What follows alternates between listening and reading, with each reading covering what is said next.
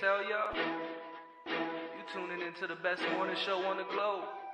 It's Bradham and Emery in the morning, y'all.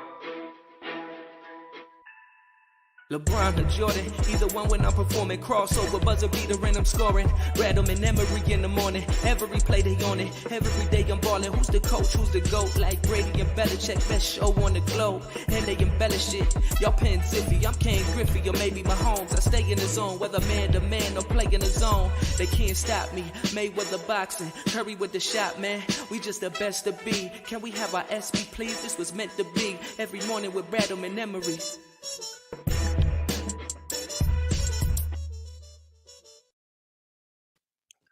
Yes, sir. You know the vibes. Bradham in the morning. Marques, Justin, Emery. Yo. So, Phillies now 9 out of 10. Great weekend. Took 2 out of 3 from Diamondbacks. Did what you had to do. Yesterday was a little goofy. I mean, it started off extremely goofy. That first inning. A lot of just really weird stuff. The Alec Boehm not sure to go to third or first. The Ranger Suarez to JT. Throwing that he's not sure he's going to throw the ball home or throw the ball second. It was off to a really weird start. Ranger battled. Things got out of control. No big deal. You're 500. You're ahead of schedule of being 500. I mean, we had them hopefully trying to be 500 by July 1st. It is June 10th, right? It's June 13th. June 13th, and they're 500. So now you just got to keep that momentum rolling tonight.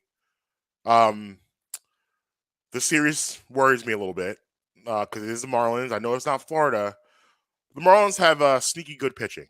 And Alcara starting tonight. And then we have Lopez going this week too. This could be one of those situations where a game like last night, because baseball is just so weird. Like baseball, the peaks and valleys of baseball are unlike any other sport where, you know, in the NBA, you have a bad shooting night. You can come back the next night and be okay. Football, you can have a weird game like that, and then next week you're fine. Baseball, a game like yesterday can put you into a tailspin. And the Phillies cannot afford a tailspin. No. So, you know, they've been in a tailspin the first 6 weeks of the season. Because what we haven't talked about is the Braves and what they're doing over there. I mean, they're anything you can do, we can do better. I think 11 in a row for them right now. So I saw a stat on Saturday night after the game. Mm-hmm. The Phillies were 9-0. Mm-hmm. Obviously, after that, the Braves were 10-0. It's the first time in the history of baseball that both teams, or I should say, it's the first time that two teams in the same division started on 9 or had 9 or more game winning streaks at the same time. Yeah, and the thing that hurts the Phillies there is the Braves weren't nearly in as deep a hole the Phillies were. No. They're 7 games over 500 right now, as opposed to being 500. I mean, 9-0, like when you go 9-0, or, you know, let's just say 9 out of 10. When you go 9 out of 10, yeah, you expect to make up a minimum of 2 to 3 games. Right. Like, let's say the Braves went 6-10. Let's say the Mets went 6-10, but you went 9-1. You expect to make up a minimum of 3 games in that span of time, and you lost one. Right. So, which is wild. But the division really, at this point, to me, isn't the goal. The goal is just getting in the playoffs, whichever way you can. The goal is that third wild card. Let's just be honest. Right. Just getting one of those wild card spots is the goal. I'm not going to press the panic button on this Castellanos, but I'm not. I'm going to need him to start hitting a baseball at some point. It's by no means a panic button. Nobody's capable of. But like it would be ideal for him to hit baseball in it soon. I mean, professional hitter. Don't worry about it. Professional hitter. Yeah, you had a couple situations yesterday where they could have got themselves back in the game. Some baseball situations, one in particular with him at the plate, and right now he just looks completely lost. Like he's not slumps have a couple phases. Right now he's in the looking bad phase of his slump. I'm hoping that this week he can get to the hit the ball hard at someone phase. That's when you know a guy's on his way out. Yeah. I'm hitting the ball hard at people. That's when you get excited. Like, okay, he's on his way out. He's not there yet. Right now, he's in the looking bad phase. And he's kind of been there for about a week to 2 weeks or so. So you hope that he figures it out soon, because obviously that just makes your lineup even better. It looks like we're in the thralls of a Reese swirl. Reese Hoskins had a really good weekend. He does that where he gets ridiculously hot. There's only two kind of Reese Hoskins. Yeah. There's the, oh man, he could potentially win a batting title. And then there's, how the hell did this guy make it to professional baseball? Like, there's no middle ground. Right. Well, he's getting into the Reese batting title spot because he's hitting the ball really well. Hopefully that continues. Again, you got a really strong pitcher on the mound tonight. So to me, it's just like my concern for this week. Don't give it all back. Don't give it all back. You've worked way too hard to get to 500. Don't give it all back with a bad week. You can't afford a bad week. You got to at least come out of this week 500.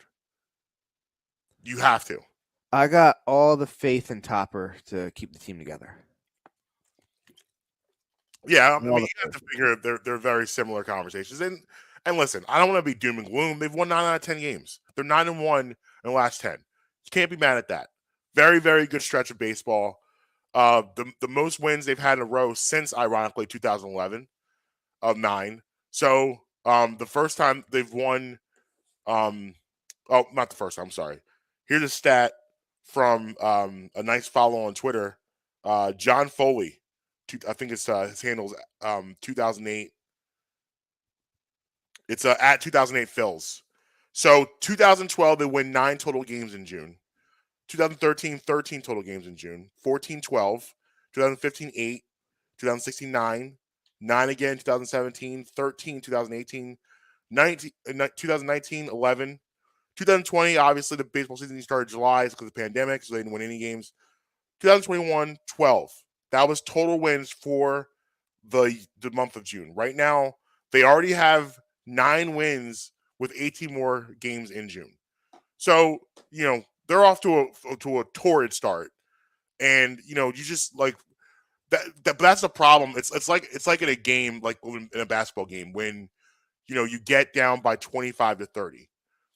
You come back, you climb back in the game, but it takes so much energy to climb back into the game that sometimes it's hard to push through the finish line.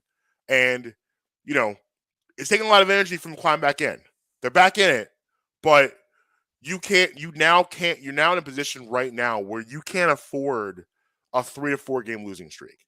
Like, that can't happen. And that's my concern, is that it took them so long to climb back in.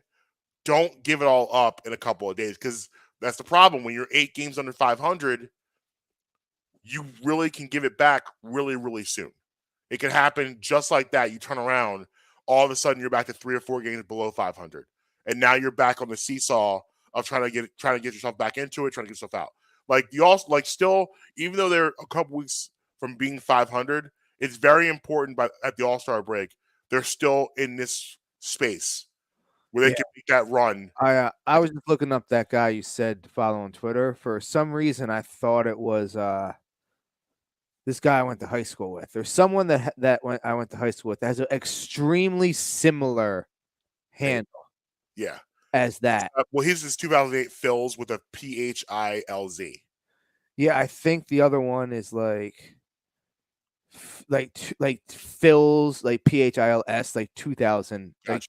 like 2K8. Something very similar. So I was like, I gotta look this up, because if you're quoting who I think it is, I don't know if that's the best person to be quoting. No, well, this guy I like. This isn't who. It's not the same person. I enjoy John Foley. Especially if you're a nostalgic Phillies fan, you want to go back and relive the late 2000s runs. He posts every day about those runs and clips, and it's a fun nostalgia page to follow. To relive the glory days, because that's obviously what we're all chasing, is everything that happened before Ryan Howard tore his Achilles. Yeah. So Yeah, again, I don't want to be all doom and gloom. 9 out of 10 is amazing. Just please, let's just keep the momentum going. Let's get 2 out of 3 in Miami. Let's get 2 out of 3. I think Washington's after Miami. Let's get 2 out of 3 there too, and let's just keep this going. Keep it up. NBA Finals. Yeah. 4. So what did I say on Friday? I said on Friday, the one thing I wanted to see is what the Celtics would do if it was a close game down the stretch.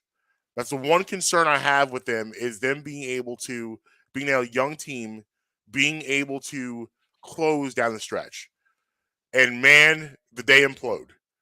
They're up 4. Warriors call timeout. Warriors outscored them 17-3 in the last 3 minutes of the game. Which obviously that tells a story right there. Hats off Steph Curry. Absolutely unbelievable effort. Gives you over, what do we say? 30's not going to cut it. You're going to need to go over 40. Well, he hurt us. He went over 40. Played, I mean, really, he got a little more support from Jordan Poole. Gave a little more support. They did play Kuminga a little bit.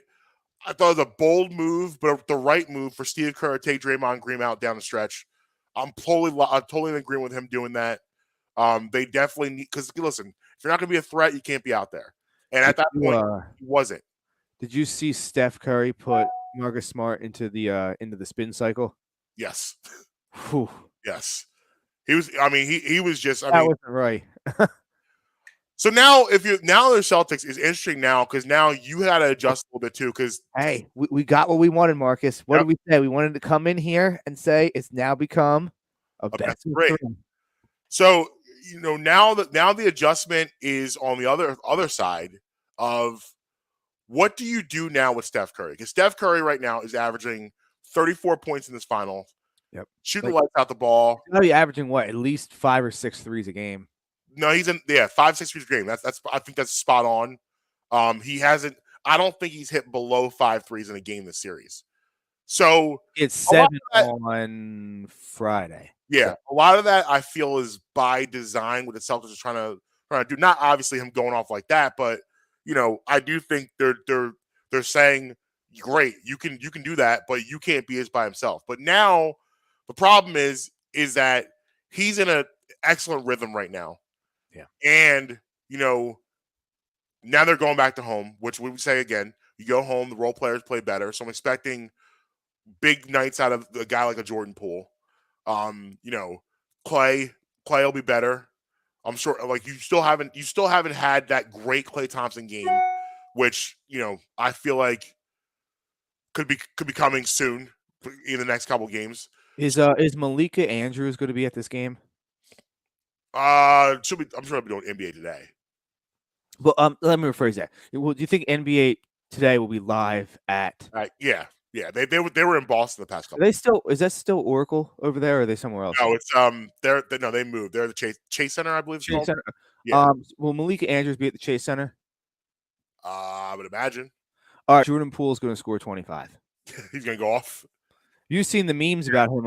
The two of them. Yeah. If she's going to be in Golden State, I got faith. I got faith. Jordan Poole's going to go off for 3 or 4. Now, however, if you've been following along at home, every game that I've picked, the other person has won. So, with that being said, maybe you should just put your money on Boston tonight. So I like I'm interested to see what they do with Steph, because I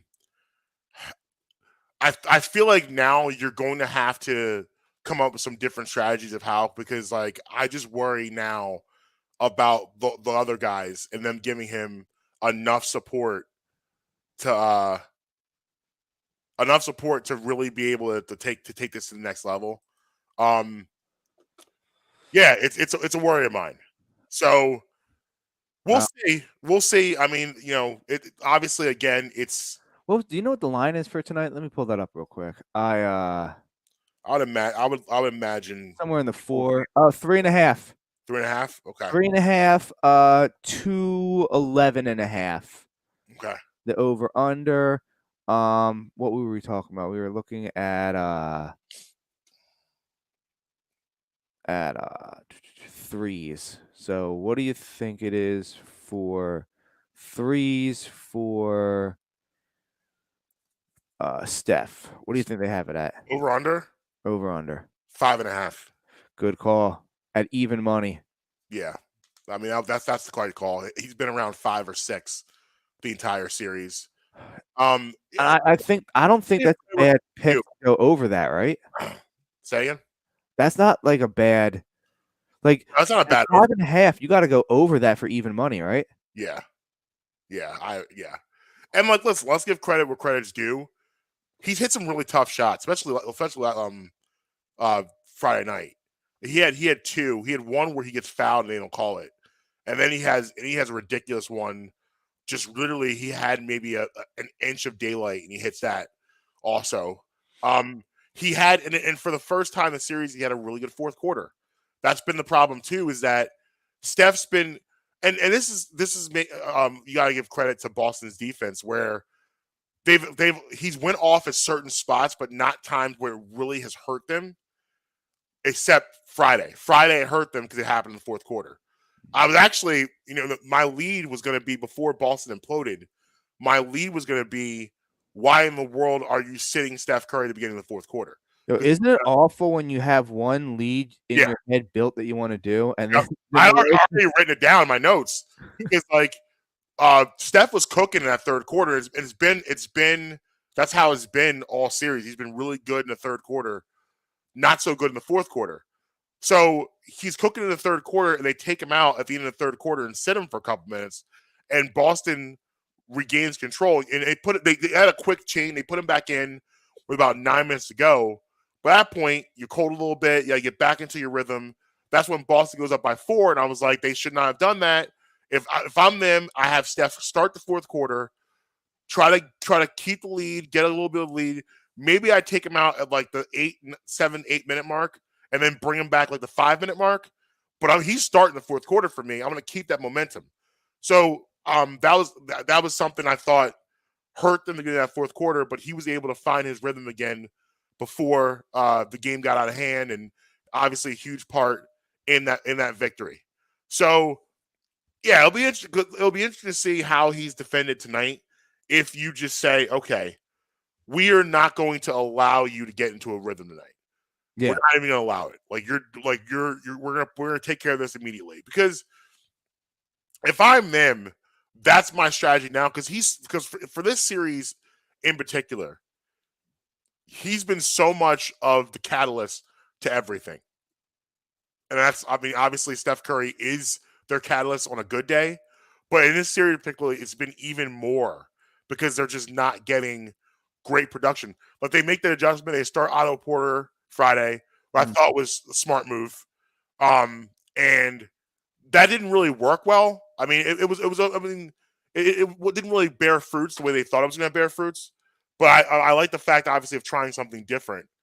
But they had to bring Kevon Looney in very quickly because it just wasn't working. But again, you try something new. We'll see what happens. It's the NBA Finals. Got to throw everything at the board. So, yeah. So I'm curious to see the Steph Curry defense this tonight. How are they going to try to contain him tonight? Are they going to allow him to get his and try to limit when the game gets tight? Or are you going to try to do everything in your power to not allow him to get going at all? I'm leaning more towards the latter tonight. I would try to do everything in my power, not because it's just something about when, especially at the Chase Center, when they're home, when Steph Curry makes a three, Yeah. the sound of that building is completely different.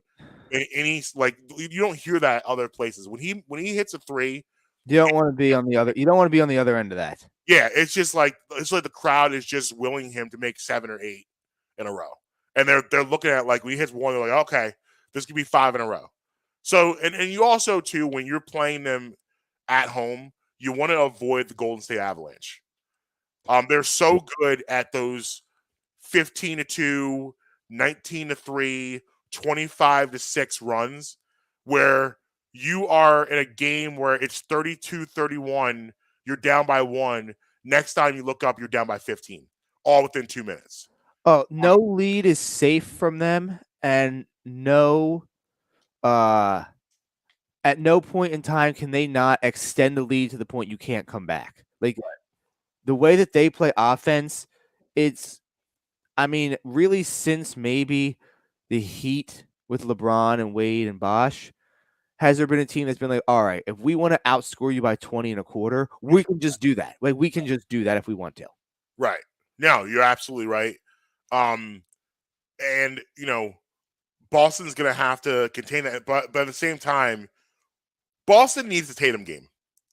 Boston needs. Yeah, you want to do all this Kobe stuff? Yeah, that's fine. I'm not gonna bash you for it, but if you're gonna do that, you got to come out and finish the job. Right. You need a Tatum game because it's Jaylen Brown's been absolutely phenomenal for the majority of the series.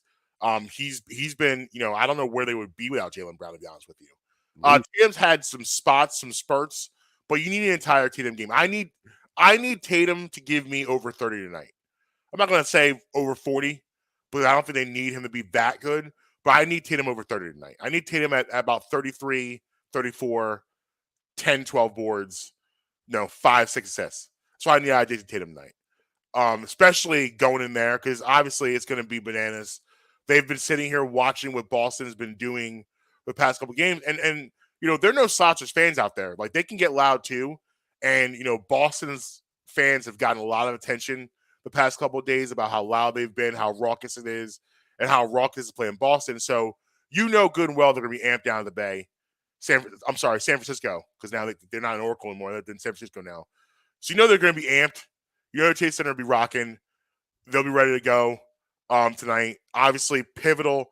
As you know, pivotal Game 5. I think the stat is like 82% of teams that win Game 5 win the series.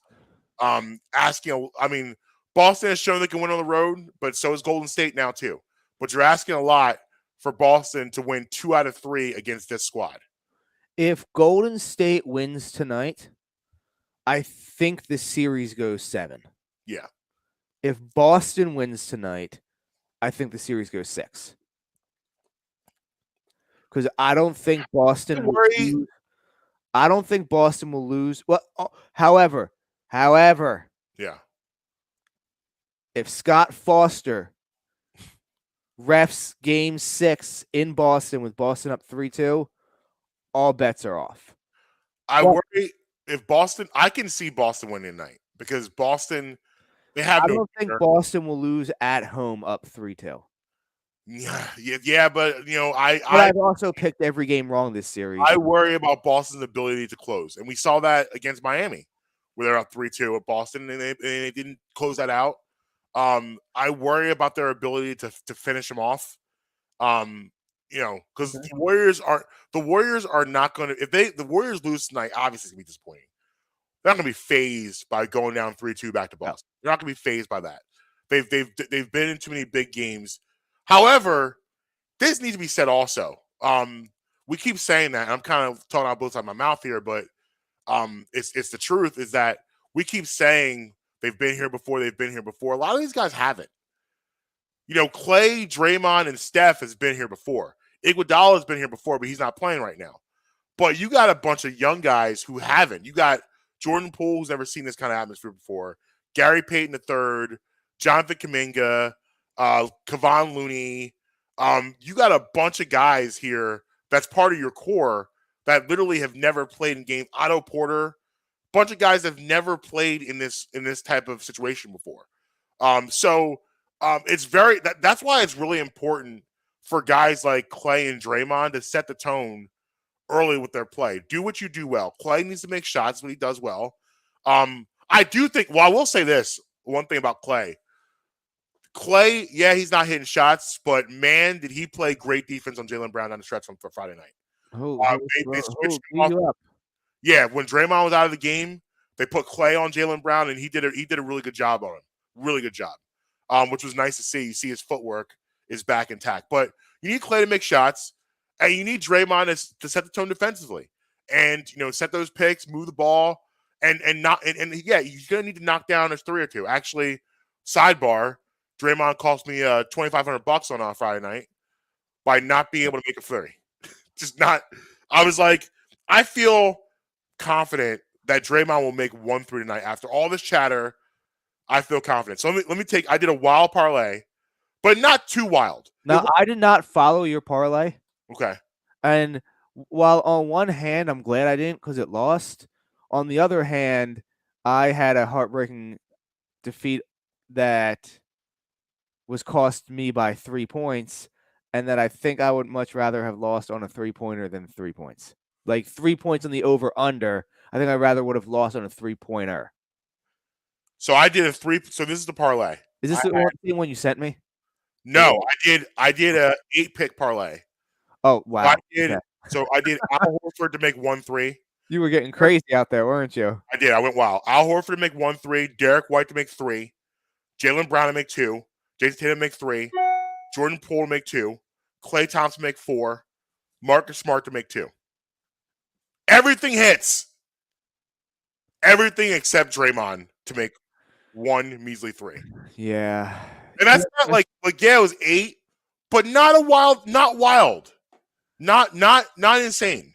You can't trust Draymond right now. No. I thought, I was like, I feel like I can get him to hit at least 1, but no. It's unfortunate. It was very unfortunate. I was sad. I was very sad. Listen, today you can turn around. You can go right back after it today. You got game 5. I am, and like I said, the things that I might not go Derek White for 3 in San Francisco, but I can now switch that and have him hit 1 and go Jordan Poole for 3 since they're at home. But I'll go a heavier Golden State 3 party because they're at home, and then do I think Al will hit 1 again. Well, can I tell you a parlay that I just put together during this show? Yeah, go for it. It's 5 legs. Okay.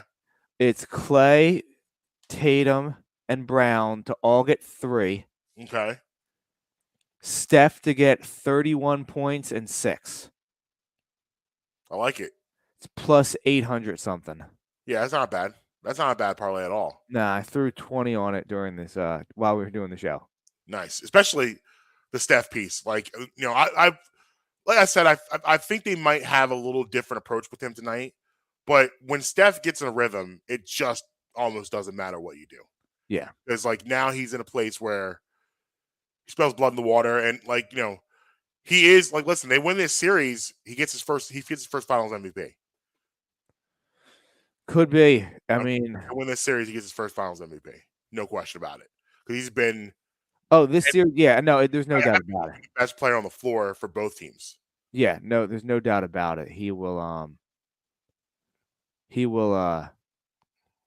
definitely get the MVP if they can win the title this year. The only thing is it going to be 6 or 7 games? Yeah. I mean, because honestly, if the Warriors win tonight, I actually trust them more to close out a series than I do Boston right now. No doubt about it. I trust them to go on the road and be able to get the job done. But I don't. If the Boston wins tonight, I don't trust them to close out at home. I think if Boston wins tonight, it goes 7. If the Warriors win tonight, Boston's in trouble, and it could be over Thursday. Yeah. I hope. Well, no.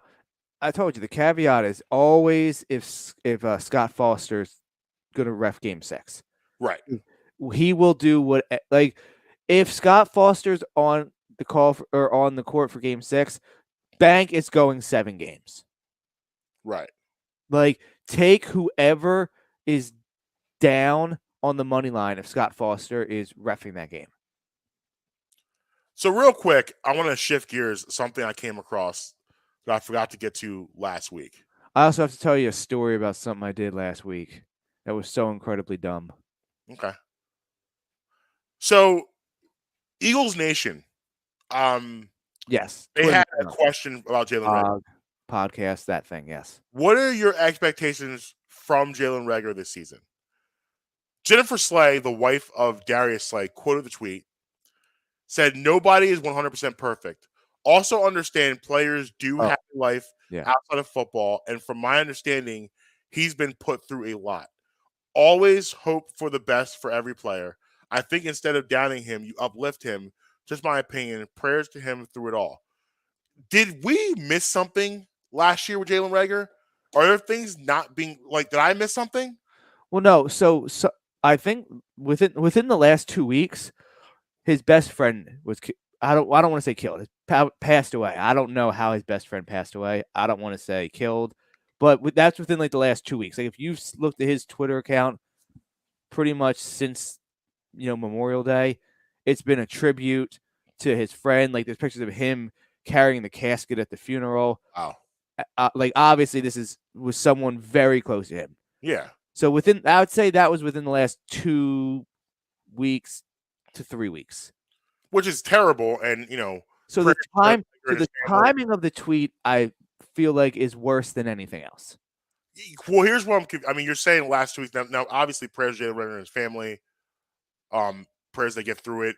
Obviously, you never want to see someone lose anybody, so you understand the pain that he's in right now. But last season, no, during the season, anything happened that we don't know about? Not that I know of. Because the way that when I read that, it stuck out to me because I'm like, did I miss something with him? Like, did something happen last year that I don't know about? I mean, listen, he had a really rough year last year, a lot of really bad drops, and that stuff has a way of sometimes getting in your head and things of that nature. So, real quick, I don't mean to cut you off. So it's May 30th that it happened. Mm-hmm. And it was a former teammate at TCU. Oh wow. So the brotherhood. I can't tell by this like what position he played, but they're on the field together, so obviously it's an offensive player. Yeah. So like I said, that was May 30th. So like over the last 2 weeks or so. And I believe the tweet came out, like you said, last week.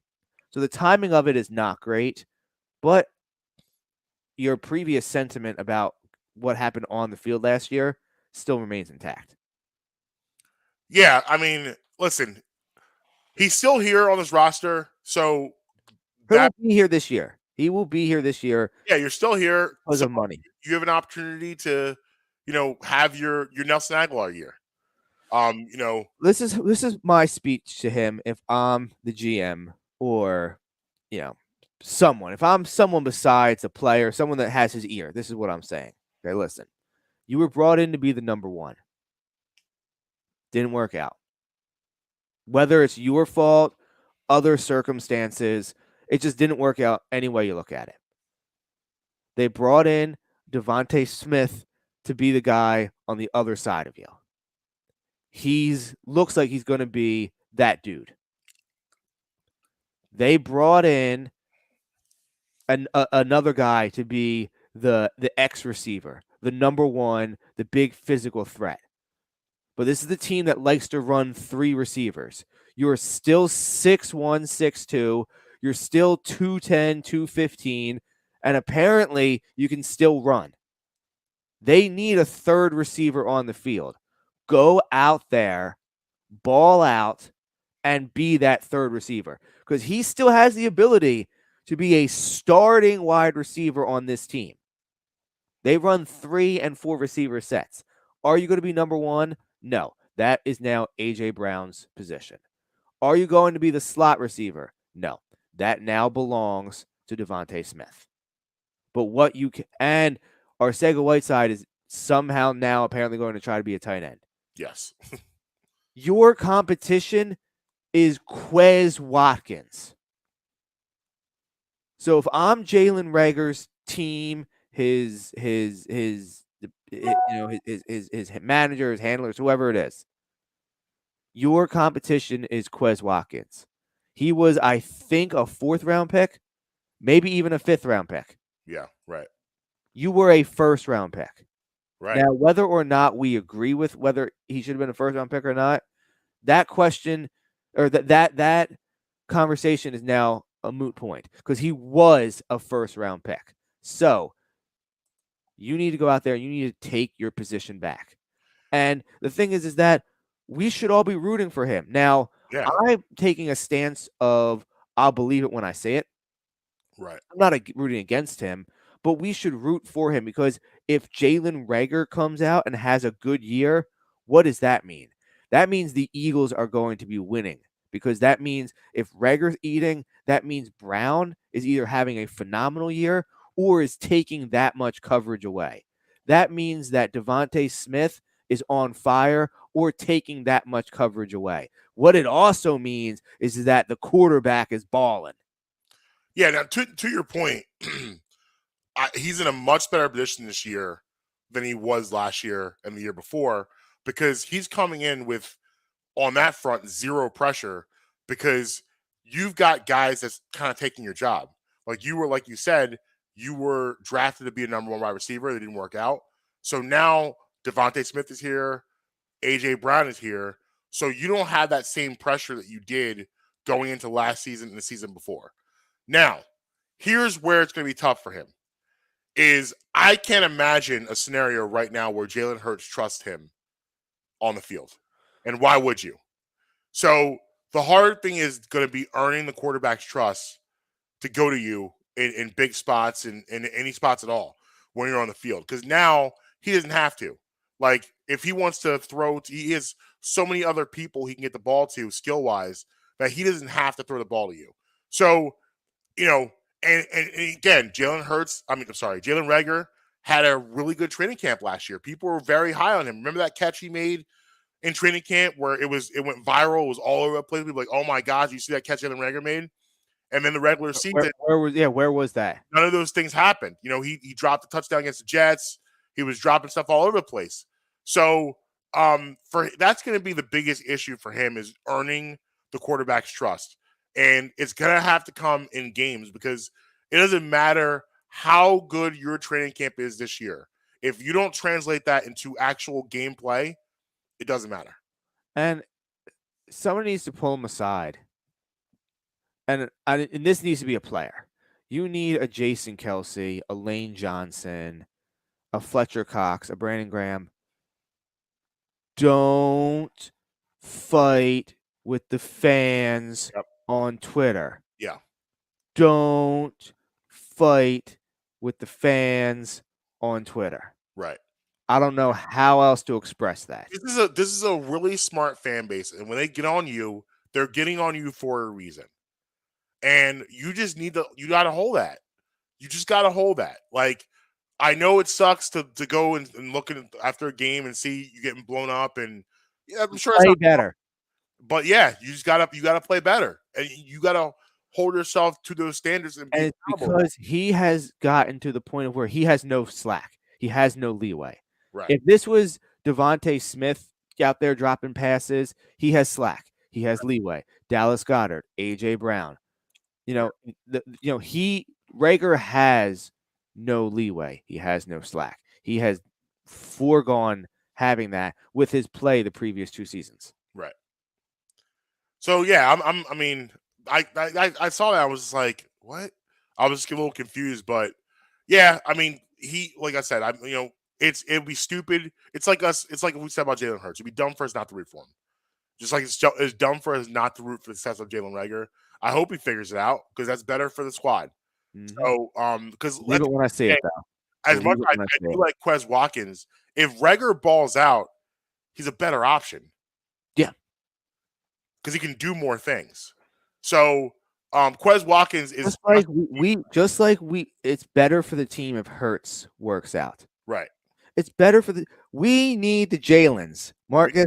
We need to start we need to start a campaign. You're always wanting to start campaigns for things. Yeah. Let's start a campaign. Hashtags.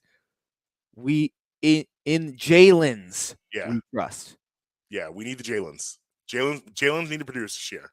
If the Jalens produce, we're gonna have a good year. Yes. So we'll see. Obviously, training camp's coming up in a little over a month. I believe it's July 26th. Yeah. So about a month and a half or so. Can you believe that there's only one open practice?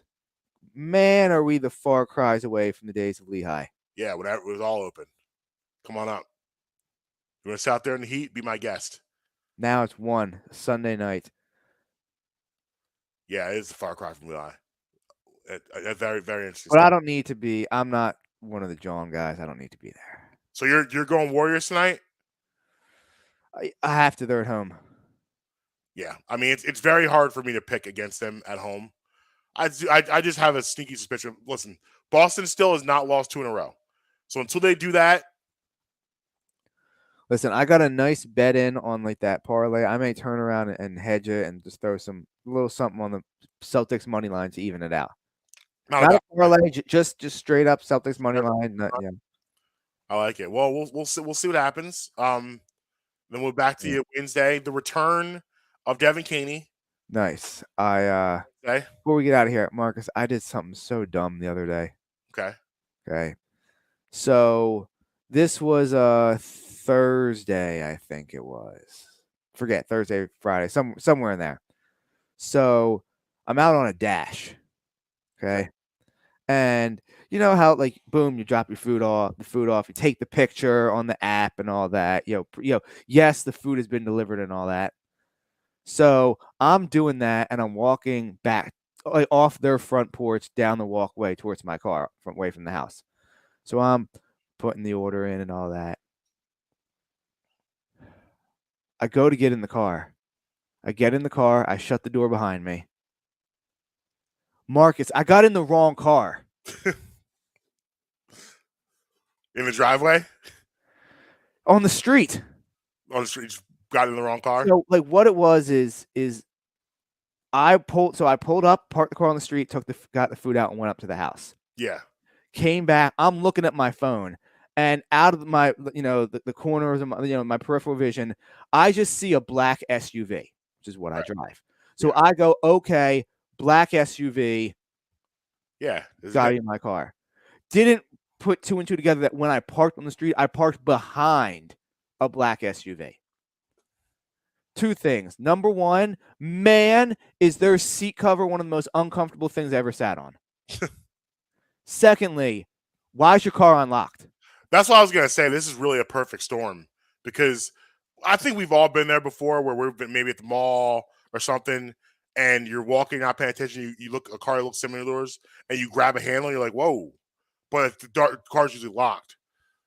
I sat in the car. Having your cars unlocked, especially in the day of the handheld alarm, because everyone has that in their car now where you just hit the button and it doesn't work for you. It's not like it was back in pop-up era where you had to go around and lock every door with your hands. So I see those cars were always open. My car, I think it's once I get 100 yards, my keys get 100 yards away from the car, it'll just lock. So, like, if I forget to lock it, if I get X amount of distance away, the car just locks itself anyway. Gotcha. But, man, so I immediately freak out. Like, oh, God, if I get, like, this is a bad situation. Hey, what are you doing? Exactly. You don't want that.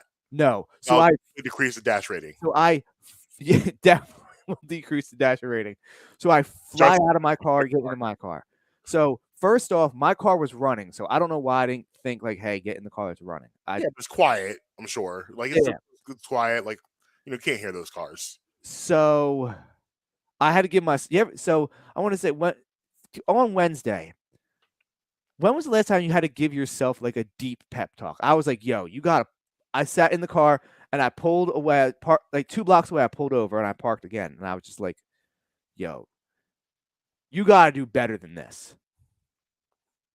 I expect better out of you than this." Sometimes, I say that, but at least no one of importance saw.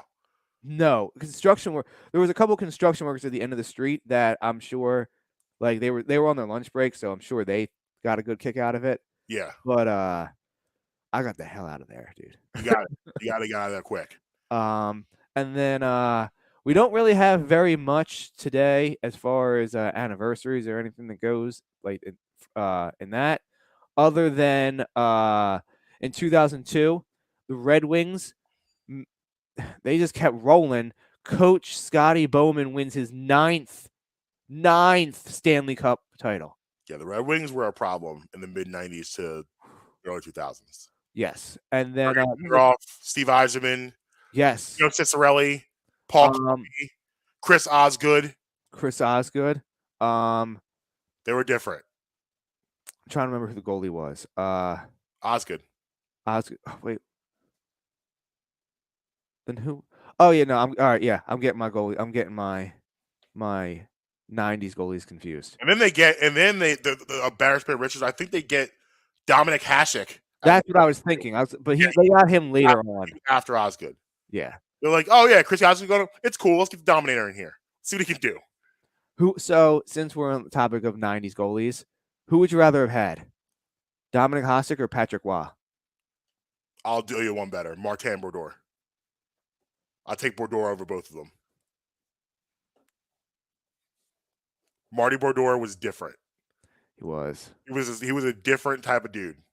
Different type of animal. I mean, both obviously Hall of Famers, both of them.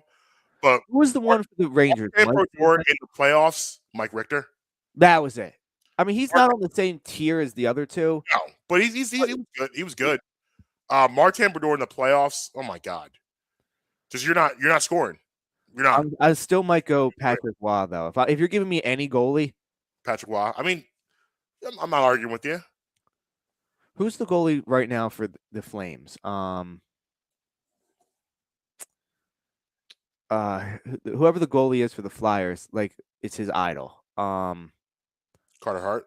Yes, Carter Hart's idol. He plays for the Calgary Flames right now. He's the goalie for them. Can't remember. Legendary goalie. But while you're looking that up, a couple quick birthdays before we get out of here. Chris Evans, actor, birthday today.